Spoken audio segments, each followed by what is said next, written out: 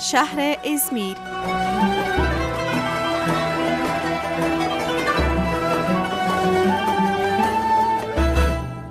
یکی از بزرگترین شهرهای بزرگ ترکیه، اما ازمیر این روزها چهره دیگر را به خود گرفته است.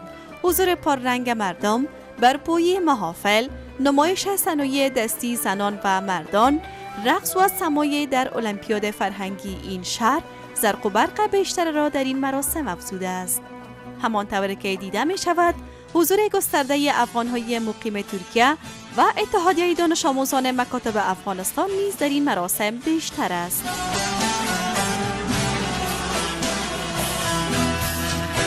در این المپیاد فرهنگی شهروندان بیش از 40 کشور جهان اشتراک کردند.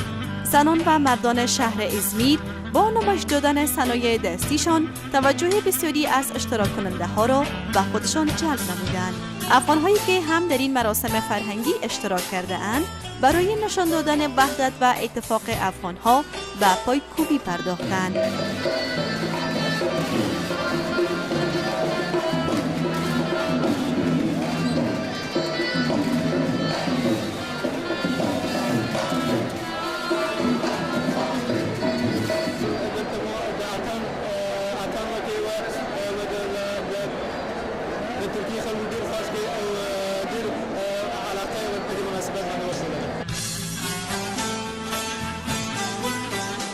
از سوی دیگر، همساله شمار زیاده از افغان‌ها برای دیدن از زیارت مولانا جلال الدین محمد بلخی وارد ترکیه می‌شوند تا از آثار فرهنگی و کارنامه‌های حضرت مولانا دیدن نمایند.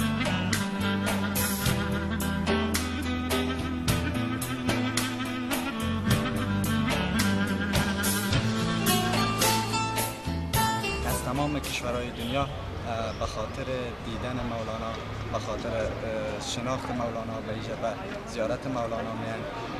از تمام کشورهای جهان گفته بتانیم تمام کشورهای جهان میان و مخصوصا از کشورهای چین، ژاپن که همو کتاب‌های مولانا برشان به لسان‌های خودشان ترجمه شده.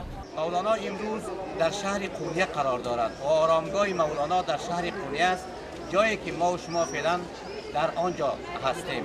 امروز از گوشه گوشه دنیا به زیارتگاه مولانا می آیند و از مقبره مولانا دیدن می کنند. البته باعث رشد مولانا و باعث شهرت مولانا کتاب مثنوی معنوی مولانا شده که امروز به زبان‌های مختلفی در دنیا ترجمه شده.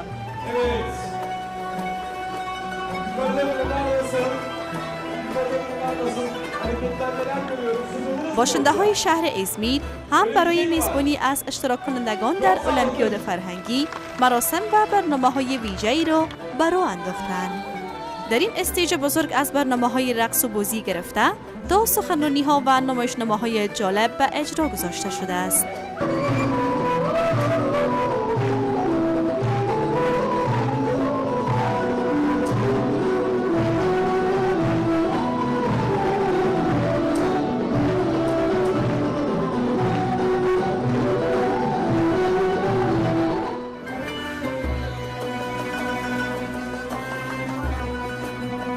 المپیاد فرهنگی همه ساله در کشورهای آسیایی به گونه‌های مختلف تجلیل می شود که امسال شهر ازمیر ترکیه شاهد برگزاری این مراسم بزرگ فرهنگی بود.